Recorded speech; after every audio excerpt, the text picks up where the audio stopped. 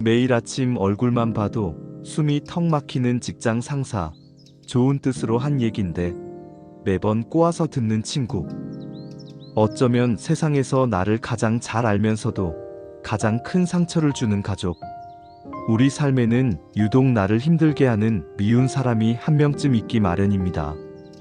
그 사람 생각만 하면 가슴이 답답하고 밤에 잠 못 이루고 심지어 다른 일에 집중하기까지 어렵죠. 사소한 말 한마디에 시작된 감정이 억울함과 분노로 번지고 며칠 밤낮으로 그 장면을 곱씹으며 스스로를 괴롭힙니다. 대체 왜 우리는 특정 인물에게서 이토록 큰 미움을 느끼고 스스로를 고통의 구덩이로 몰아넣는 걸까요? 이 지긋지긋한 고통의 사슬을 끊어낼 방법은 없는 걸까요? 미운 사람을 내 인생에서 가장 소중한 성장의 스승으로 만드는 부처님의 놀라운 지혜를 탐구해보고자 합니다. 오늘의 주제, 미운 사람도 내 공부의 스승?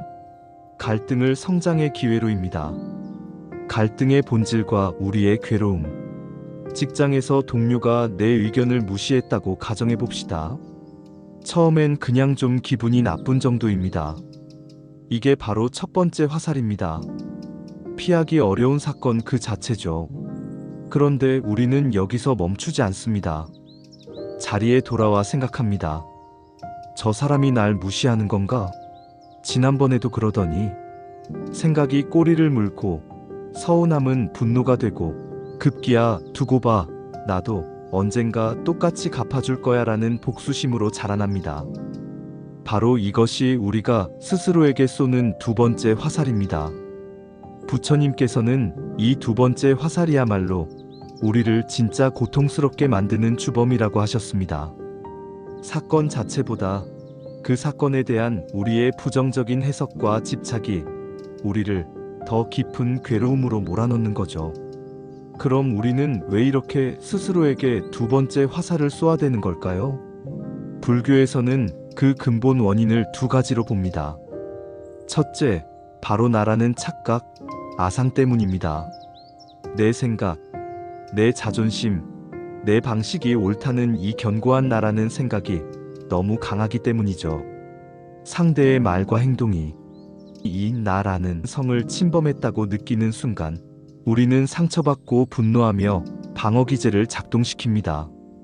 하지만 이 나라는 것도 사실 고정불변의 실체가 아니라 수많은 조건에 의해 잠시 생겨난 생각의 집합일 뿐인데도 말이죠. 숫단이 빠따에서도 이렇게 말합니다. 자기 견해가 최고이며 다른 생각은 저열하다고 생각하는 자들은 다툼에서 벗어날 수 없다. 둘째는 모든 것이 연결되어 있다는 진리, 연기법에 대한 무지 때문입니다. 우리는 나를 괴롭히는 저 사람이 그냥 나쁜 사람이라고 단정 짓습니다. 하지만 연기법의 관점에서 보면 절대적으로 나쁜 그 사람은 존재하지 않습니다. 다만 그 사람이 그렇게 행동하게 만드는 수많은 원인과 조건들이 있을 뿐입니다. 예를 들어 그 사람의 불안한 성장 환경, 현재 겪고 있는 스트레스, 어쩌면 나의 무심한 태도까지도 그 행동의 조건이 될 수 있는 거죠. 나의 고통 역시 그 사람 때문만이 아니라 나의 예민한 마음 상태, 과거의 상처, 그리고 이 나를 지키려는 아상이 결합된 결과물입니다. 그 사람과 나는 분리된 존재가 아니라 서로의 조건이 되어 지금 이 갈등이라는 현상을 함께 만들어내고 있는 셈입니다. 부처님의 지혜, 갈등을 성장의 기회로, 나를 위한 최고의 방어, 자비. 그렇다면 이 고통의 뿌리를 알고 나서 우리는 무엇을 해야 할까요? 부처님은 놀랍게도 자비를 첫 번째 해법으로 제시합니다. 흔히 자비라고 하면 상대를 위해 베푸는 시혜적인 태도를 떠올리기 쉽습니다. 하지만 불교에서 말하는 자비는 그보다 훨씬 더 실용적이고 나를 위한 것입니다. 미워하는 마음은 마치 뜨거운 석탄과 같습니다. 남에게 던지려고 손에 쥐는 순간 가장 먼저 데이는 것은 바로 나 자신입니다. 미움과 분노라는 도구로부터 나 자신을 보호하는 가장 강력한 해독제, 그것이 바로 자비입니다. 자비의 시작은 거창하지 않습니다. 나를 힘들게 하는 그 사람 역시 그들만의 번뇌와 고통 속에서 허우적대는 불완전한 존재임을 이해하려는 작은 노력에서 출발합니다. 저 사람도 행복하고 싶겠지. 하지만 그 방법을 몰라서 저렇게 비뚤어진 방식으로 표현하는구나라고 생각의 방향을 살짝만 틀어보는 겁니다. 이것은 상대를 위한 것이기 이전에 내 마음의 불을 끄는 가장 지혜로운 방법입니다. 법구경의 말씀처럼 말이죠. 미움은 미움으로 결코 사라지지 않는다. 오직 미워하지 않음으로써만 사라지나니 이것은 영원한 진리이다.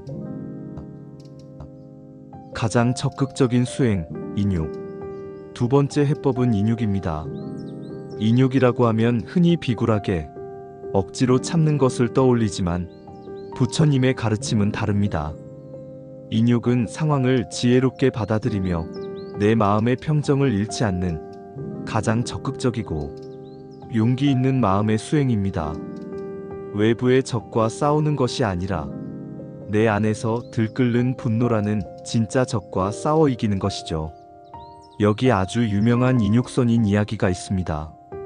옛날 옛적 숲속에서 수행하던 인육선인에게 질투심에 불타는 왕이 찾아왔습니다. 왕은 수행자에게 그대가 닦는 것이 무엇이냐? 물었고 수행자는 인육을 닦고 있습니다 라고 답했습니다.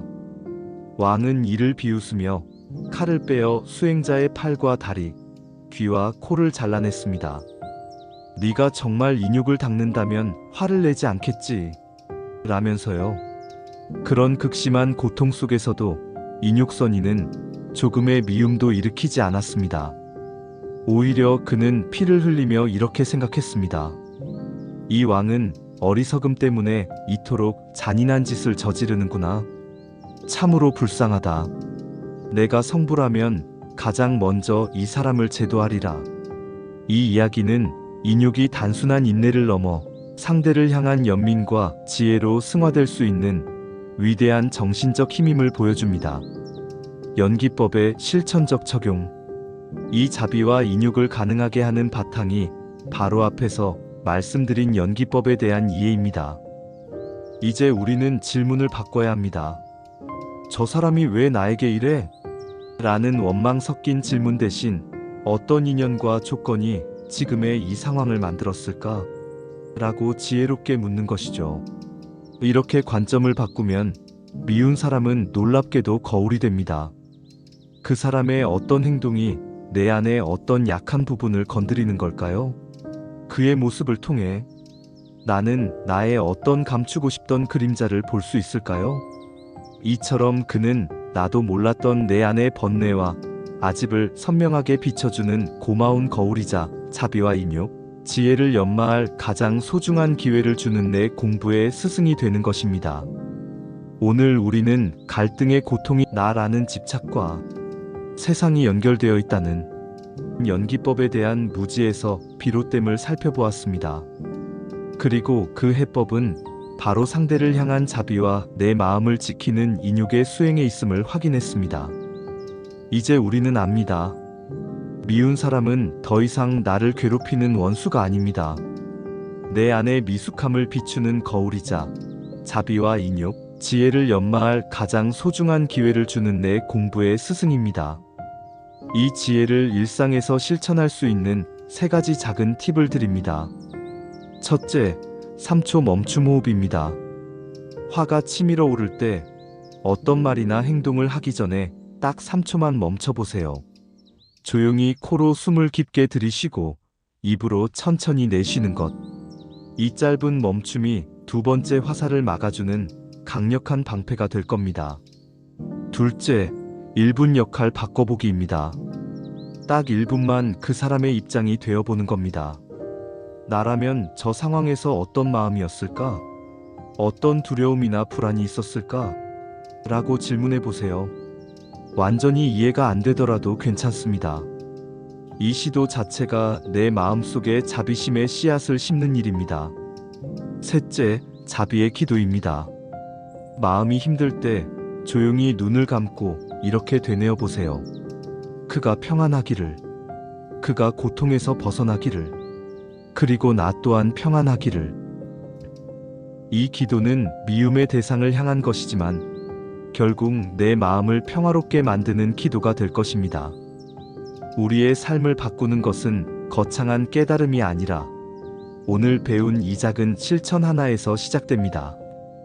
여러분의 모든 관계가 고통이 아닌 성장의 자양분이 되기를 진심으로 기원합니다.